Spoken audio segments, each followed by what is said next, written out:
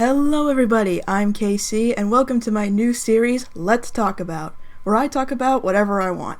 Today, let's talk about the latest episode of Gravity Falls, The Last Mabelcorn. The episode starts with the long-awaited reunion of Stanford and Bill Cipher. It's a very dramatic opening that leaves Ford desperately trying to find a way to protect the rest of his family from this demon. Too bad it's not the focus of the episode. No, the episode focuses on Mabel going on a quest with Candy, Grenda, and Wendy to find a unicorn. We only check back in on Dipper and Ford a couple of times before the last 5 minutes of the episode, which we'll get to in a minute. Maybe it's the My Little Pony fan in me talking, but the scenes with this unicorn are absolutely hilarious. She tells them that the only way to get some of her hair to help protect the shack, one of them has to be pure of heart. Mabel tries so hard to show that she's a good person, but this thing is such a jerk to the girls that it's impossible to please, which is a riot. I could not get enough of Celesta Bell Betha Bell? Man, that's a mouthful. I'm just gonna call her Celestia.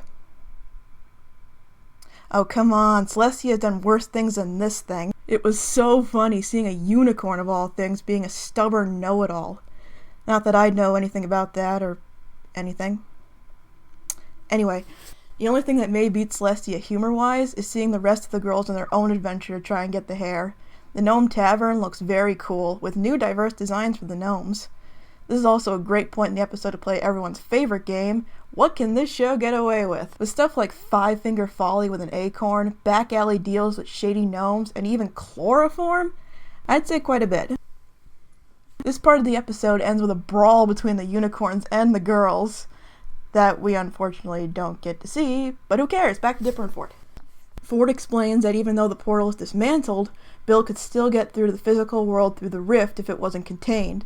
So Ford keeps the possibly world-ending anomaly in a fragile glass sphere in his back pocket.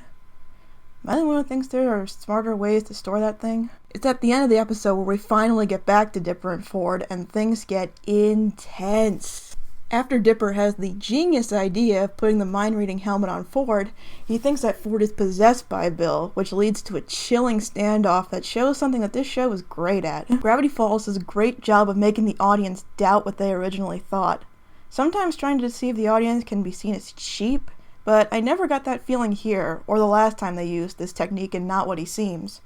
In fact, this tactic may work better here since it's really quick and you don't have much time to process it. This moment of deception was very well written and well animated. Having the reflection off of Ford's glasses be yellow was also a nice touch.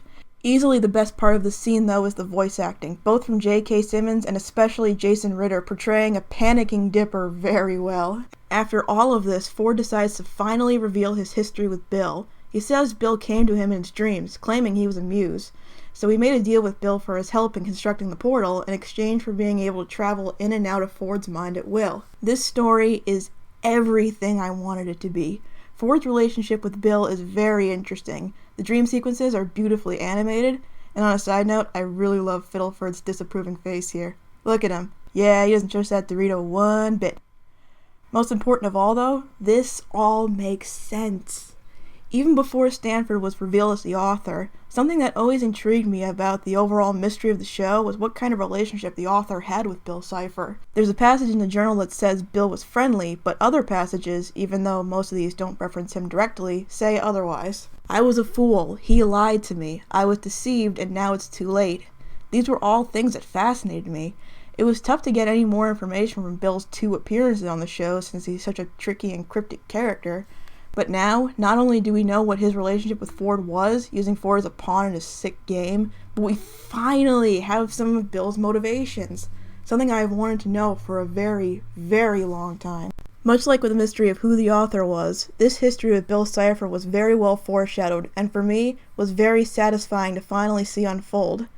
Also, like with past reveals in the show, it makes some things in previous episodes a bit more clear.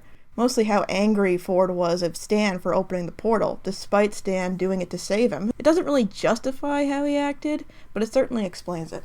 Overall, a great episode. This one had a little bit of everything that's great about Gravity Falls. It was very funny, suspenseful, wildly entertaining, and raises the stakes on the episodes to come.